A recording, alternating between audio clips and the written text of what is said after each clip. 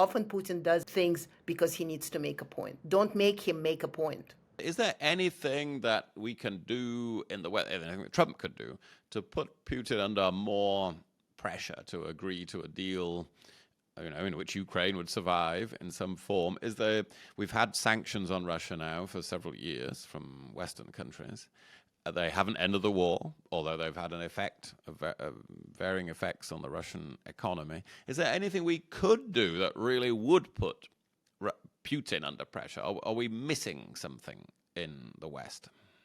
You're not stopping Russia. You're just talking about stopping Russia. So you think we could do more? You could do more, but also I think the canceling Russia so giantly at the beginning was a big mistake, because if you're going to use gas, if you're going to use oil, if you're going to use all these other things, then don't declare that you're not doing it. Don't declare that that's how it's going to be, because I think Western hypocrisy gives Putin more opportunity to tell to the Russians, fine, you don't like what I'm doing, or you think it's a problem, but look at them. And people are looking at them. It's like, okay, then, yes, I guess he has a point. So I think that kind of this blanket hatred with sanctions. I mean, sanctions, you say that, of course, they influence Russian economy. And if it goes for another 10 years, it's going to be a problem. But it's also going to be a problem for the Western countries as well. I mean, in Putin's understanding, and even in some Russian understanding, well, they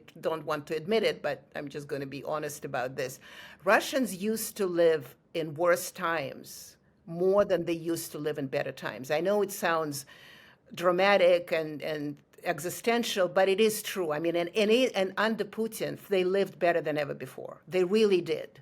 And so one of the things that he's not collapsing is also because economy, yes, it is harder, but it's not collapsing. I mean, it is true that you go and things are there. And, of course, now with sanctions, you need to make different choices, but plenty is still available. Restaurants are still available.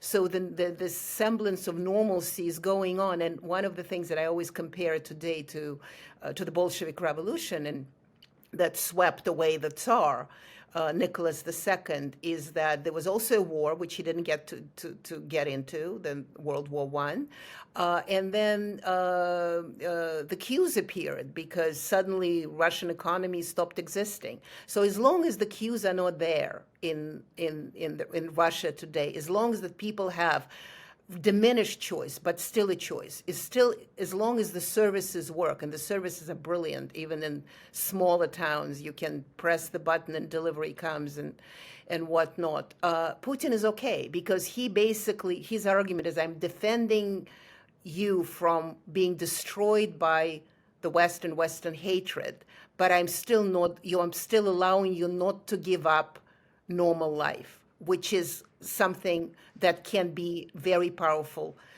propaganda. When you start deconstructing it, it's of course ridiculous. But how many people, average people, if we can call them that, deconstruct messages?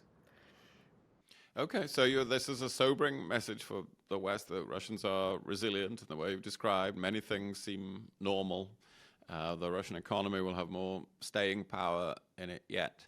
So all those are great difficulties for the Ukrainians, for all of us who support them over in the West. But what about the fear in Europe that if Putin came out with a satisfactory deal for him at the end of this, that more of Europe would be at risk? The fears of the Baltic states, of people in Poland, that he'd be back for more. Well, I want to sort of push back also on when you said a sobering message, which it is. I think the greatest mistake was that you're really thinking. I mean, that kind of shows an incredible Western hubris, and in many ways, actually Anglo-Saxon. I mean, I sound like Maria Zakharova, the spokesperson for the Russian Ministry of Foreign Affairs. But in some ways, sort of Joe Biden, Boris Johnson at the time, hubris is like, well, Russia is going to collapse anytime. We're just going to defeat it and no problem. And we're just going to fight because who is that Putin? And I think that's always a mistake. And that's, I mean, that is a mistake, because it is a giant country with giant history of exactly responding to this kind of things. I think the second part of this question, or the second part of our exchange, is that if Putin is coming for more, Putin himself doesn't want to fight a bigger war. But if the rhetoric continues, I wouldn't pass Putin and say, you know what, you convinced me. I'm so tired. You keep telling me that I'm just going to take Estonia. Let me do this. But for now, he doesn't want it. We see it in Kursk. For example, there was an incursion in Kursk. Under other circumstances, that would have been a declaration of war. We see British, American weapons shooting deep into Tatarstan, which is very far away from the border.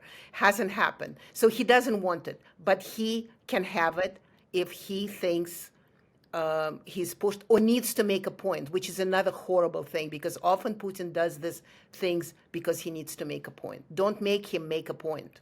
That's The Story from The Times and The Sunday Times. Listen and follow wherever you get your podcasts.